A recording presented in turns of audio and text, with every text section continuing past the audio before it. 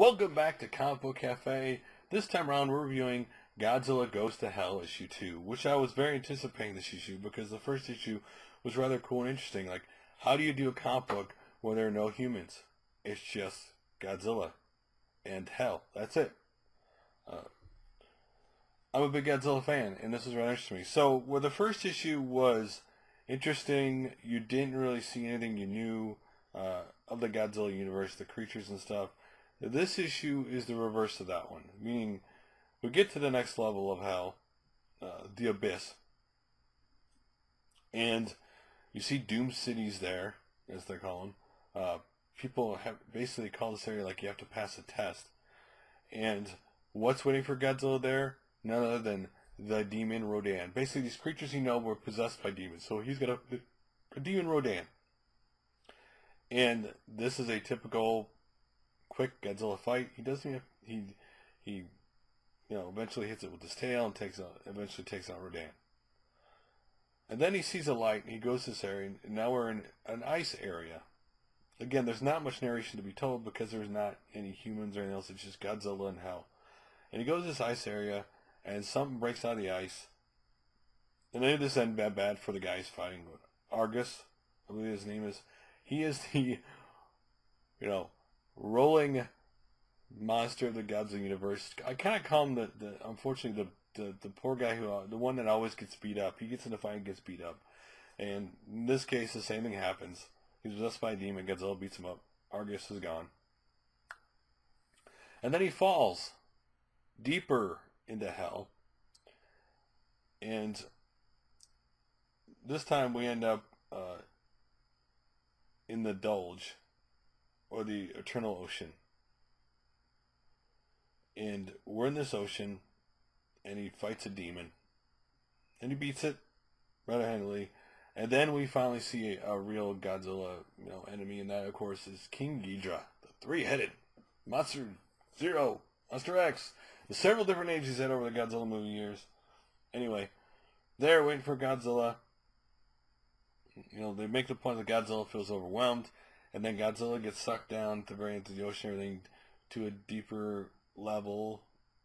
Well, actually, the comic book ends deeper level, or to escape hell, and that's how it ends. So, if you like Godzilla's enemies, but basic control, I guess, controlled by demons, this is for you. This one was more a lot of talking to set up stuff, like a lot of narration by the actual person doing the book, the writer. You see little panels of talking about hell and things, so it's more that to set up stuff than humans. So that's how you get the setup and the tone of things as things go along. I'm interested to see the third book, because the third cover looks incredibly silly. It shows people looks like butterfly wings, like playing some kind of violin or something. We'll see what happens in the third one. I thought the first one was rather interesting. The second one, this wasn't bad. It's just they used things right? You were kind of... I wasn't disappointed in the book anyway. It was Godzilla being Godzilla. Godzilla puts something in front of Godzilla. Godzilla destroys it, overcomes it. This level of hell. But two things you don't know: why is Godzilla there, and how's he gonna get out? Like, what is the thing he has to fight? What is waiting for him at the end? But where the first one was interesting, where you didn't have people this time you have creatures and there you go. The artwork was fantastic in this book. I love the artwork of this book. I loved how it was really highly detailed but really dark. But the transition when you went from the fiery, when you got to the abyss, it was like fiery lava, the hell and then you get to the ice, it seemed to transition really good to the water. I absolutely loved the artwork again in this book. The stories are interesting. Again, this is the second level. We'll see what happens when we get to the next one. Obviously, as we go along, I think it would get more interesting. And maybe they'll be more creative. Again, this one was fighting things he knows, and that was cool. Again, the second level was supposed to be some kind of test. They say that in the book, in the kind of narration going on. So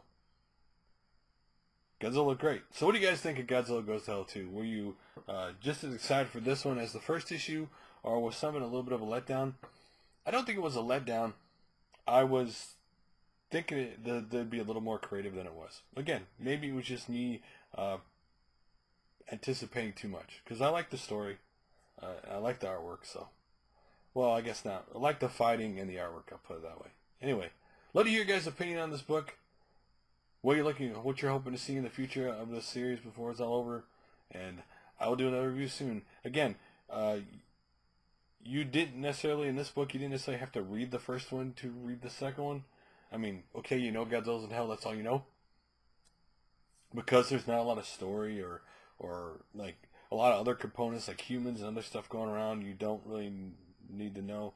But at the same time, if you want to see his whole journey, to read the first issue. Anyway, thanks for watching like always, guys, and I'll do another comic book review soon. Later!